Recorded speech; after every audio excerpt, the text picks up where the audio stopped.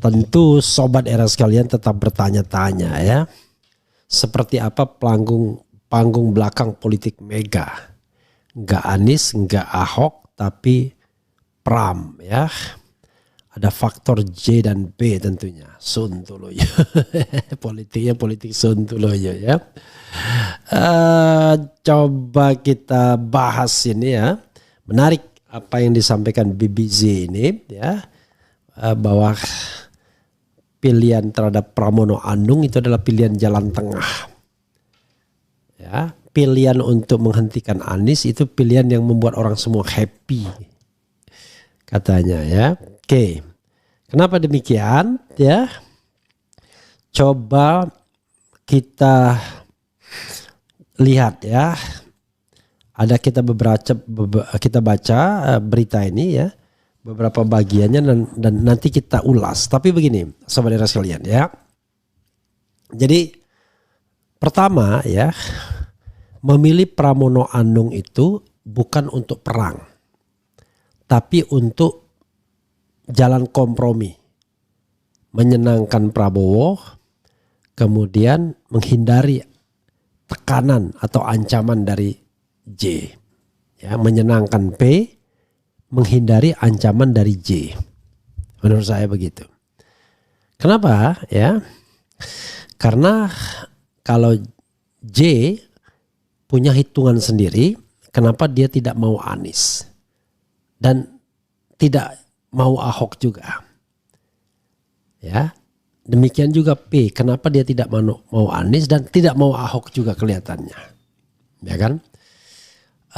Sobat era sekalian, begini. Anies dan Ahok bukanlah orang yang sekarang punya komunikasi yang baik dengan J, dengan Jokowi. Ya. Sehingga Jokowi merasa mereka orang-orang yang gak bisa dipegang, pasti ancaman kalau mereka berkuasa. Karena itu tentu Jokowi tidak akan mendukung mereka. Prabowo juga punya feeling yang sama menurut saya. Dia tidak mau Anies karena tadi Anies harus dimatikan di awal agar 2029 gak ada lagi Anies, karir politiknya mati. Kalaupun dia mau membangun partai jauh lebih sulit ketimbang kalau dia ada jabatan gubernur DKI. Ahok, orang lupa. Ahok ini orang yang sebenarnya berkhianat terhadap Gerindra. Kan Prabowo ngambil Ahok dari Golkar, lalu kemudian digerindrakan, dipasangkan dengan Jokowi di Pilkada DKI. Bisa dibilang Prabowo lah yang mengangkat Ahok. Tapi di tengah jalan ketika jadi gubernur DKI menggantikan Jokowi, Ahok pindah ke PDIP sambil ya membuat statement-statement yang tidak baik. Karena pada waktu itu dia jadi pro penguasa, pro Jokowi kan. Karena itu kemudian dia pindah partai yang Gerindra pada waktu itu menjadi oposisinya pemerintahan Presiden Jokowi. Ini Gerindra periode pertama. Makanya sebenarnya kalau kita bilang berkhianat itu kok ditimpakan kepada Anies, bukan kepada Ahok. Tapi Ahok tidak jadi masalah karena Ahok tidak menjadi ancaman bagi jabatan atau bagi pemilihan presiden tahun 2024 atau 2019. Ya. Nah, Anies kan beda. Dia menjadi ancaman untuk pemilihan 2024. Sebelumnya nggak ada masalah dengan Prabowo. Jadi saudara sekalian, itu persoalannya. Nah, Megawati kalau dia memilih Anies, dia akan bermasalah dengan Jokowi yang bisa menekan dia, mengancam dia, atau dengan Prabowo yang sebenarnya Megawati nggak ada masalah dengan Prabowo. Dia masalahnya dengan J. Makanya sebenarnya oposisinya saya bilang oposisi Sontoloyo. Karena tidak benar-benar mau beroposisi. Bahkan dalam suatu pidato Mega dengan sengaja mengatakan nunggu ya sikap saya beroposisi. Nanti dong katanya rahasia. itu menunjukkan bahwa dia terus bernegosiasi dengan Prabowo dan di mana tempatnya nanti. Jangan-jangan mereka akan mencapai sebuah kesepakatan bahwa oposisi itu tidak dikenal di Indonesia. Sama seperti Jokowi juga akan mengatakan hal demikian. Jadi omongan itu muncul dari Prabowo, muncul dari Megawati, muncul dari Jokowi. Oh, karena mereka bisa bersatu. No, karena pendekatan pragmatisme politik saja. Karena semuanya ingin berkumpul di kekuasaan. Bukan ingin mengabdi kepada rakyat. Karena sama-sama ingin mengerubuti nikmatnya madu kekuasaan. Jadi itu soalnya. Nah, karena Jokowi sudah akan selesai 2 bulan kurang ini, maka Megawati menganggap gak ada gunanya dia head to head dengan Prabowo Subianto. Sama seperti Syahganda Nenggolan misalnya, sama seperti pengamat-pengamat lainnya yang melihat permasalahan ini di Prabowo, di Jokowi, tapi bukan di Prabowo-nya. Paling tidak belum di Prabowo-nya. Padahal aneh, kecurangan pemilu itu kan gak mungkin hanya perbuatan Jokowi saja. Prabowo juga menikmati bahkan memetik hasilnya dari proses kecurangan pemilu gentong babi. Tapi orang sudah mau melupakan itu. Itulah yang diistilahkan move on. Jadi move on itu yang buruk pun dilupakan. Move on itu dari sebuah rivalitas politik yang sehat. Lalu kemudian ada yang kalah dan ada yang menang. Yang kalah mengakui kekalahannya, yang menang merangkul yang kalah. Pengertian merangkul itu tidak harus masuk pemerintahan. Yang memberikan kesempatan. Misalnya dia ruang oposisi, ya dia diberikan kesempatan untuk beroposisi secara baik. Tidak menggunakan kemudian kekuatan-kekuatan koersif untuk membungkam misalnya. Nah itu yang namanya merangkul. Jadi tetap oposisi tapi dirangkul dalam pengertian dikasih panggung yang setara. Nah itu kalau mau sehat. Jadi sobat era sekalian, Pramono Anung ini paket kalah dan sekedar memenuhi formalitas saja. Karena itu tidak heran semua kaget. Karena Pramono pun kaget. Rano Karno pun kaget. Karena semuanya diperintah. Nggak ada lagi negosiasi. Ruang negosiasi. Padahal kita tahu Rano Karno itu adalah anggota DPR. Dan dia anggota DPR terpilih. Dan masih menjadi anggota DPR. Yang kemudian dia akan kehilangan jabatannya. Pilkada kalau konteksnya seperti ini ya dia nggak akan menang. Pramono Anung pun dipaksa untuk menjadi calon tadi agar memenangkan dan menyenangkan. Tetapi bagi Ahok kayaknya ya itu sudah lebih baik ketimbang PDIP mencalonkan Anies yang pastinya dia tidak akan berdiri di belakang. Ini kan dia berdiri di belakang ya. Dia ingin mendapatkan membuat peran yang signifikan bagi dirinya karena nggak ada lagi peran yang bisa dia lakukan. Ya, dia tidak dicalonkan di tempat lain karena dia hanya paham Jakarta dan dia bisa jadi kemudian akan menjadi persoalan kalau dicalonkan di tempat-tempat tertentu. Bangka Belitung mungkin tidak. Sumatera Utara ya in between karena itu ya peran yang signifikan dia adalah menjadi tim sukses di Jakarta yang akan membuat dia punya eksistensi. Karena dia pun tidak dicalonkan atau mencalonkan sebagai anggota DPR kalau tidak salah. Begitu ya sobat era sekalian. Jadi kita harus melihat faktor politiknya itu sangat bervariasi. Jadi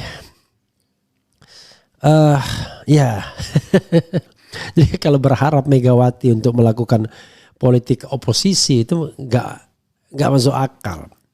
Ya, jadi memilih Anies ya, gini. Pertanyaannya kita harus tarik ya kepada satu tesis ya. Misalnya gini, katakanlah tidak ada ancaman bagi bagi Megawati. Kira-kira kenapa dia tetap tidak mengusulkan Anies? Ya, misalnya. Karena bagi PDIP, Gubernur DKI itu bukanlah faktor yang terlalu signifikan sebenarnya. Jadi demi untuk tetap memelihara hubungan dengan Prabowo, ya dia rela untuk tidak head to head. Karena kalau dia mengusulkan Anies, maka dia berarti ingin berhadapan dengan kekuasaan hari ini. Jadi dalam tanda kutip ya dia gentar juga ditinggalkan sendirian. Gentar dalam pengertian bukan berarti dia, apa istilahnya ya, bukan berarti dia kemudian mengatakan kami sudah teruji dalam, iya kemarin tuh oposisi tapi rame dan SBY cukup sopan ya dalam beroposisi dan dia pun tidak mau gabung dengan SBY. Beda. Kalau sekarang hubungan Mega dengan Prabowo itu hubungan yang baik. Mega pernah menjadi calon presiden dan dia menjadi calon wakil presiden. To some extent seperti Surya Paloh terhadap Prabowo Subianto. Jadi kan tokoh-tokoh senior. Jadi tokoh-tokoh senior ini fortunately semuanya bisa berhubungan sama Prabowo. Nah itu kelebihan Prabowo yang kita tidak bisa deny. Jadi Surya Paloh bisa ngomong sama Prabowo, Megawati sebenarnya bisa ngomong sama Prabowo tapi masih ada Gibran dan Jokowi. Kalau Jokowi dihilangkan dari orbit dan Gibran dimatikan, ya, maka selesai. Nah yang dia tidak bisa ngomong dengan SBY. Tapi SBY kan juga tidak pernah dalam lingkaran itu cawe-cawenya. Jarang dia datang dalam acara-acara yang barangkali melibatkan Prabowo ke depan. Kecuali AHY. Ya AHY bertemu Megawati nggak ada persoalan. AHY tidak ada persoalan ketika dia harus bertemu dengan Puan Maharani dan lain sebagainya. Jadi betul-betul dalam konteks seperti ini Anies menjadi pihak yang disingkirkan karena kebetulan dia contender, dia pesaing. Ya.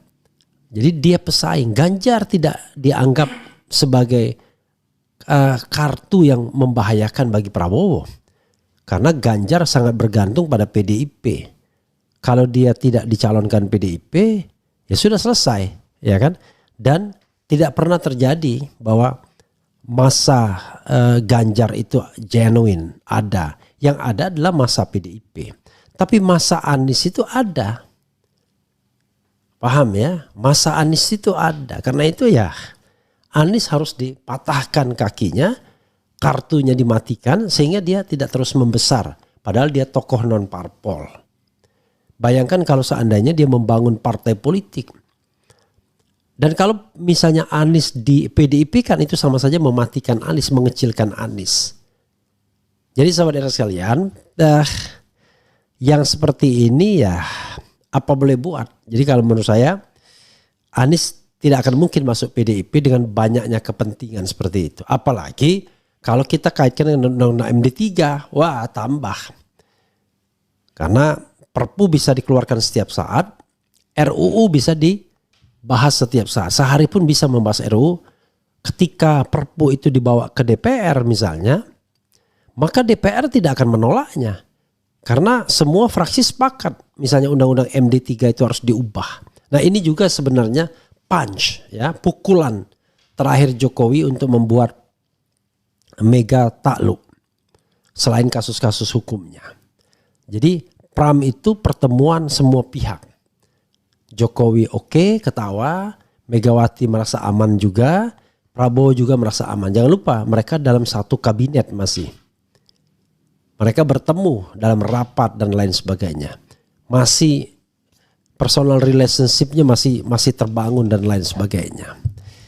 Maka ya sudahlah. Kita bicara bahwa ini untuk kepentingan elit. Yang namanya rakyat Jakarta ya ditinggalkan saja. Dan terbukti ya rakyat Jakarta akhirnya juga tidak melihat pilkada itu sebagai sebuah wadah bagi mereka lagi seandainya Anies tidak jadi bertarung. Jadi tadi saya membuat polling dan polling itu sekarang sudah diisi oleh 10.000 orang. Saya bertanya ya, andai memang cuma 3 pasang calon ini dalam pilkada Jakarta, mana yang Anda pilih? Ridwan Kamil Suswono 7% saja, Pramono Anung Rano Karno 6% saja, Dharma Pongrekun Kunwardana 4% saja, tidak memilih alias golput 83%, bayangkan. Ya, ya tentu karena ini di YouTube Refli Harun ya.